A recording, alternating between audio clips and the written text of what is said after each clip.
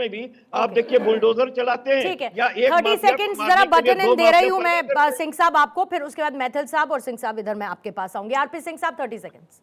देखिए, ये उन आंकड़ों को चैलेंज करें जो कि पार्लियामेंट के अंदर रखे गए हैं, जो पटल पर रखे गए उस आंकड़ों को चैलेंज करने की कोशिश करें। जो आंकड़े अमित शाह जी ने रखे वो आंकड़े बिल्कुल दुरुस्त और ठीक हैं, इसमें कहीं क्वेश्चन मार्क लग नहीं सकता। पहली बात, क्योंकि पार्लियामेंट में जो रखती है उस पर क्वेश्चन लगने का कोई कारण नहीं है, पहली बात। दूसरी बात, ये अभी कह रहे थे कि नहीं नहीं नहीं उनको मारने की जरूरत क्या पड़ी। हमने दोनों जगह दोनों ऑप्शन रखी थी। जिन्होंने सरेंडर करना था उनको सरेंडर के लिए ऑप्शन दी, उनकी चिंता भी करी, फिर सरेंडर करने के बाद आगे मुख्य धारा में बने रहे उसके लिए भी हमने चिंता करी।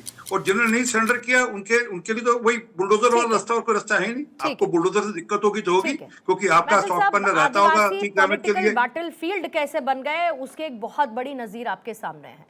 आदिवासियों के साथ जो भी भेदभाव जिस तरीके का हुआ, आदिवासी मुख्यधारा से नहीं जुड़ पाए, ये हमेशा से चिंता का विषय रहा है। लेकिन पॉलिटिकल बैटलफील्ड तो कम से कम नहीं बन सकते हैं। वो कहते हैं झूठ बोल रहे हैं, उधर वो कहते हैं हमने खत्म कर दिया है, लेकिन कुछ कुछ जगह फिर भी एक्टिव है।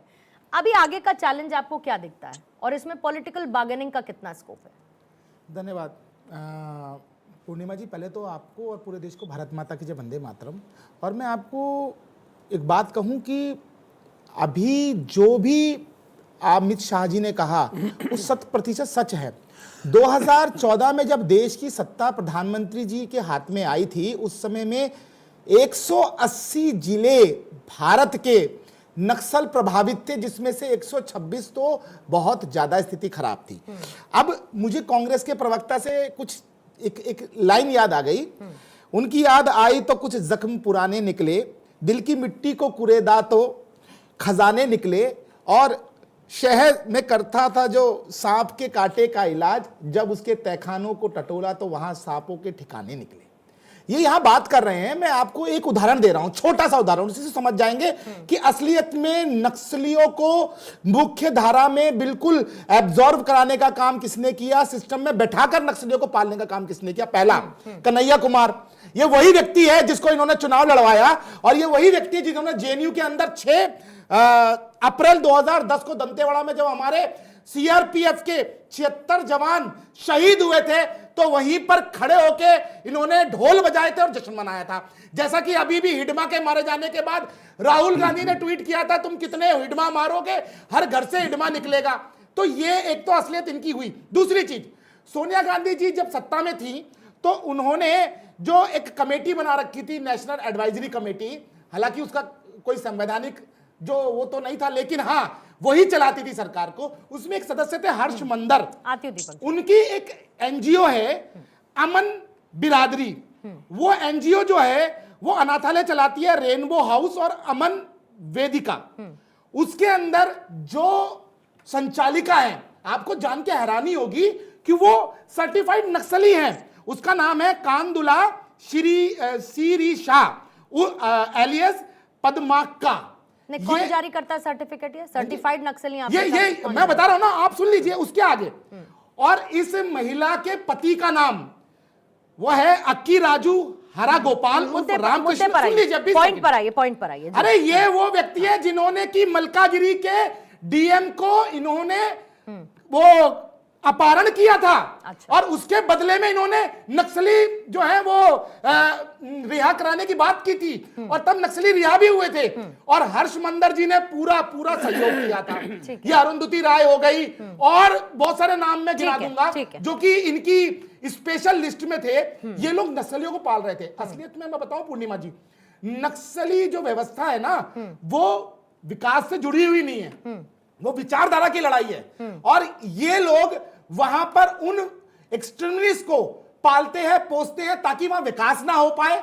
और जो फंड वहां आ रहा था, आप देखिएगा, अगर डेटा उठा के देखेंगी आप, अगर अपने एनालिसिस को बोलेंगी, तो जब कांग्रेस की सरकार रही वहां पर नक्सल प्रभावित जिलों के अंदर ठीक है फंड पूरा लगाया गया, लेकिन विकास नहीं हुआ। और आज 90 किलोमीटर की सड़क हिडमा की छाती पे दंतेवाड़ा में बना दी गई। आप कॉन्ट्रडिक्ट कर रहे हैं। अगर आप ये कह रहे हैं कि नक्सलवाद के खात्मे से विकास का कोई लेना देना नहीं, अगर विकास का लेना देना नहीं होता तो फिर विकास के जरिए नक्सलवाद को खत्म करने की बात आज की सरकार नहीं कर रही होती।